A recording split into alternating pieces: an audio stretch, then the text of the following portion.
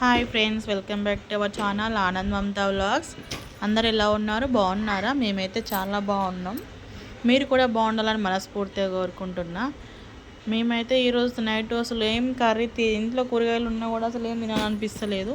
ఇక అందుకని egg rice చేసుకుందామని అనుకున్నాము. మా పిల్లలకు కూడా ఎగ్ రైస్ అంటే చాలా ఇష్టం. మా పిల్లలకి ఏంటి, నాకు కూడా ఎగ్ రైస్ అంటే చాలా ఇష్టం. ఆ ఎగ్ రైస్లో ఉల్లిగడ్డ అంచుగా పెట్టుకొని తింటుంటే ఉంటుంది మస్తు. అది చెప్పనీకి రాదబ్బా, చాలా అంటే చాలా టేస్టీగా ఉంటుంది. మీరు కూడా అలానే తింటారా? తింటే కామెంట్ బాక్స్లో కామెంట్ చేయండి. తినకపోతే ఒకసారి అలా ట్రై చేయండి, ఎంత బాగుంటుందో అది మీకే తెలుస్తుంది. ఇక ఎగ్ రైస్ చేద్దామని అయితే అనుకొని గుడ్లు తీసుకొచ్చి అన్నం ఉండే మార్నింగ్దే ఆ అన్నంని గుడ్లు కొట్టి పోసి అన్నము అలా వేసి కొంచెం కారం ఉప్పు వేసి సోయా సాస్ వేసి మంచిగా ఉప్పు కారం వేసుకొని కలిపాక లాస్ట్లో కొంచెం మసాలా వేసి కొత్తిమీర వేయాలి.